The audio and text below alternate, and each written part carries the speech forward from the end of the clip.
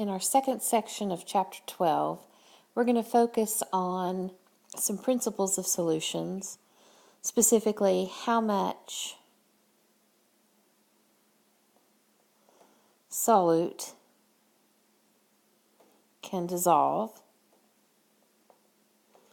in water primarily. What are some of the factors that control how much can dissolve? And then we're also going to do some calculations related to concentration. Let me erase that real quick.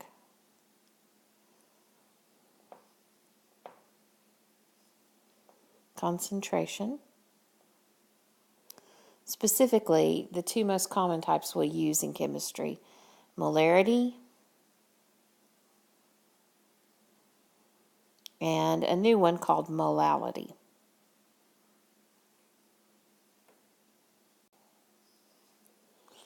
If our focus is how much will dissolve, we need to define some new terms. 3 different types of solution depending on how much is in there. The first is unsaturated. This is less solute dissolved than maximum, which is another way of saying you could dissolve more in there. And for each common salt,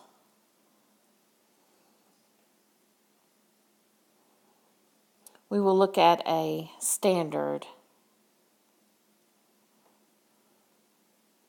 or constant amount to determine whether something is unsaturated or not. The second term is saturated. So this would be solute. The amount of solute is equal to the maximum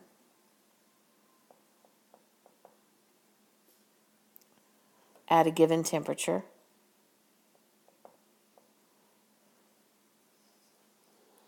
And then lastly, supersaturated, which means more solute. So it seems contradictory, but if you think about it, you can increase the temperature. And then when it cools down, it may recrystallize.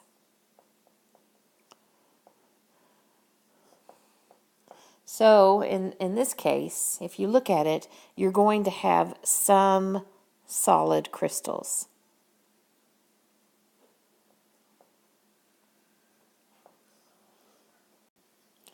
When we consider how much of a particular solute can dissolve in water, there are 2 different factors that we have to consider, and the first is temperature.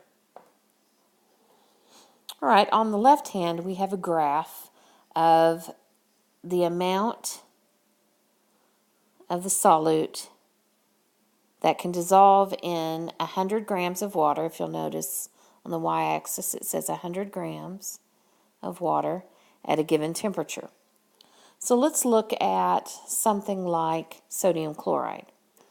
And at room temperature, let's just say right around 25 degrees, so right there on the x-axis. Then we go up and look at sodium chloride, which is that pink line right there, and look at about how much can dissolve at that temperature. So somewhere right around 32.5 grams of sodium chloride can dissolve in 100 grams of water at 25 degrees C. So that would be my constant. That is what I would use to determine if something were saturated or unsaturated. So another way to write that, 32.5 grams. If there's less than that amount, then it is unsaturated. If there is more than 32.5, then it is saturated.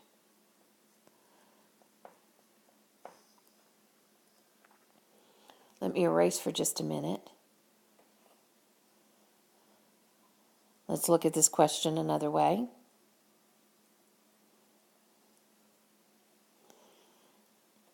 At 25 degrees Celsius, if I had 15 grams of sodium chloride in 100 grams of water, would it be unsaturated, saturated, or supersaturated? And I guess I should let me write super down there and saturated here. All right, so 15 grams is less than 32.5.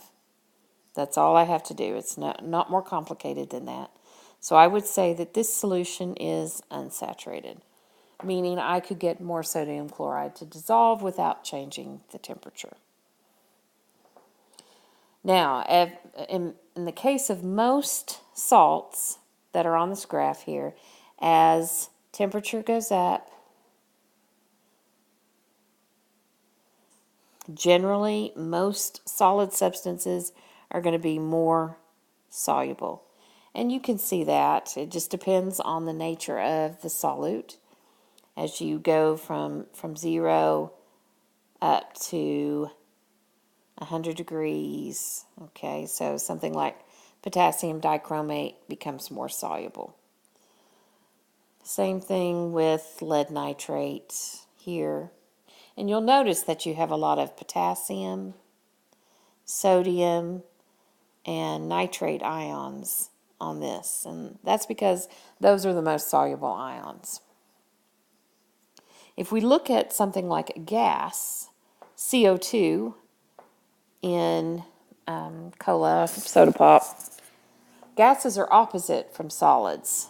So as the temperature goes up, gases become less soluble, which is why a Coke will go flat if you leave it at room temperature as compared to putting it in the refrigerator. Another factor to consider is pressure. And this is going to be more impactful with gases. As pressure goes up, the gas is going to be more soluble. All right, we see this and know this from a soda can, that you have the contents under pressure.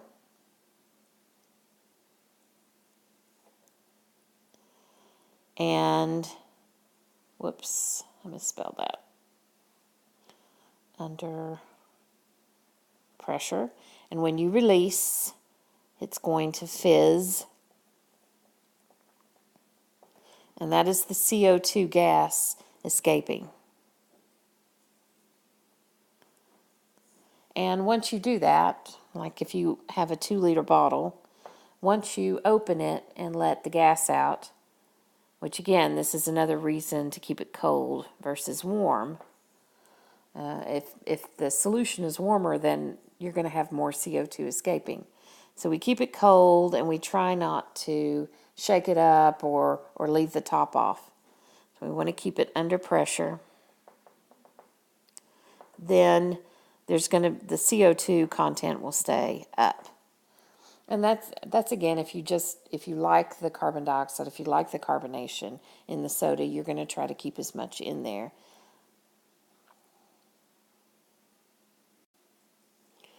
So when we consider how much of something can dissolve, we need to consider for solids the temperature and the constant as a function, each depending on the nature of the solute, how much of it will go into solution. For gases, we need to think about the temperature and the pressure. Now we're going to turn our focus to concentration, and our two major units of concentration are molarity and molality. So let's look at molarity first and define this. Molarity is big M And when we calculate this, this is moles of solute divided by the volume in liter of the solution. And that is total volume. Total volume. If you'll remember, I've taught you guys that you can do one of those triangle forms, and I'll go over this more in class, where you can know how to solve for the variable. You just cover up the one that you're trying to solve for. So if I cover up moles, let me just put a line through it so you can see what I'm talking about there. Then that tells me what to do as far as the relationship. Because molarity and volume are on the same side, it would be molarity times volume in liters to solve for moles. That's just an easy way to remember that. Now if I look at something like this, 0.20 molar sodium chloride, that would be the same as saying 0.2 moles of sodium chloride over 1 liter of solution. You'll do this in lab, but the way that you make these is you weigh out how much you need of a given solid, and you add that to a volumetric flask. And they have that particular shape is shown here. Then you add some water to it and you stir it. You mix it up. You don't put it all the way to the top until it has dissolved. And you also use the wash bottle here to rinse down the sides. Okay, so you shake it up and then you add additional water until the 1 liter mark is reached. And there'll be a little notch right there on the volumetric flask. So you'll get some practice doing that in lab. The next term that we'll look at is molality.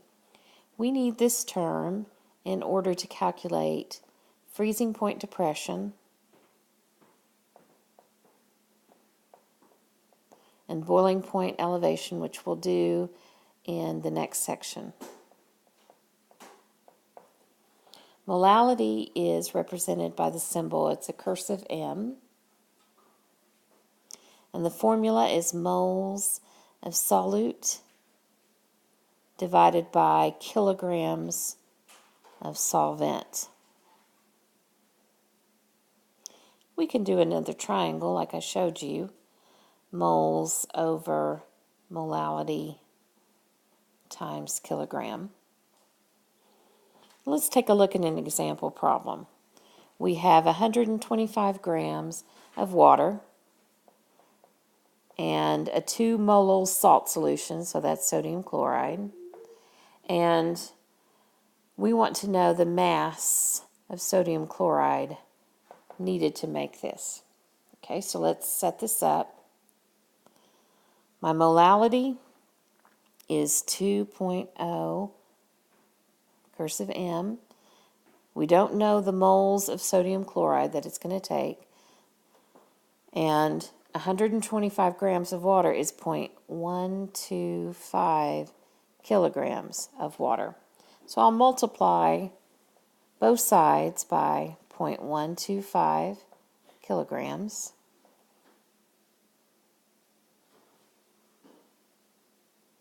To get moles, that'll cancel out. So moles is equal to 0.25. The molar mass of sodium chloride is 58.44 grams. All right, so I'm going to take 0.25 moles times 58.44 grams in 1 mole. And when I do that multiplication, I end up with about 15 grams of salt.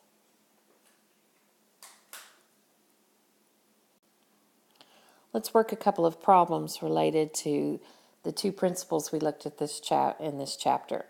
factors affecting solubility, whether or not something is saturated, unsaturated, so on and so forth, and then how to calculate molarity and molality. All right, so first problem, we have 38 grams of sodium chloride per 100 grams of water at 25 degrees Celsius. Is it unsaturated, saturated, or supersaturated? If we go back and look at the graph, and we wrote down that at 25C, you could get about 32.5 grams of sodium chloride dissolved in 100 grams of water. Okay, and so when I look at this problem here, I have 38 grams. That is greater than 32.5, the saturation point. So this is a super saturated solution. The second problem is a little bit more complicated because we're going to be solving for molarity and molality. You should know that the molar mass of glucose, which is C6H12O6, can be calculated. So let's do that first. We have 6 carbon times 12.01 grams. That's equal to 72.06 grams for the carbon. 12 hydrogen times 1.01 grams is 12.12. And 6 oxygen times 16 is 96 grams. If I add those all together, I get 180.18 grams in a mole of glucose. All right, so I'm told I've got 28.4 grams in 355 grams of water. All right, so I need that for molality. I'm also told that I have the final volume of the solution is 378 mils. That I need for molarity. Moles I need for both calculations. So let's go ahead and calculate moles of glucose. There's 28.4 grams, and 1 mole is 180.18 grams. So 28.4 divided by 180.18 is 0.158 moles. Now I'm going to erase so we can work our problems here.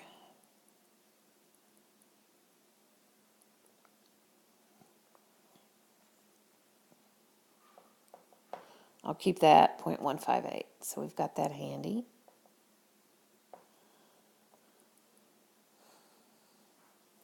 First, let's do molarity. Molarity is moles divided by the volume in liters. So that is 0.158 moles divided by 0.378 liters. And when I do that, I get, let me get out my calculator here. I forgot to get that out. 0.158 divided by 0.378 equals, it's about 0.42 molar. Okay, good. Now let's look at molality. That's moles divided by the mass of the solvent in kilograms. So in this case, it's 0.158 moles divided by 0.355 kilograms. All right, so we'll put that in the calculator. I'm getting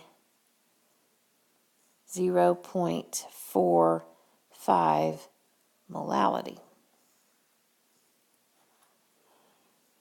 All right, those are a couple of examples. You'll need to work some more, practice with this, and then I'll show you how molality is used in freezing point depression and boiling point elevation in the next section.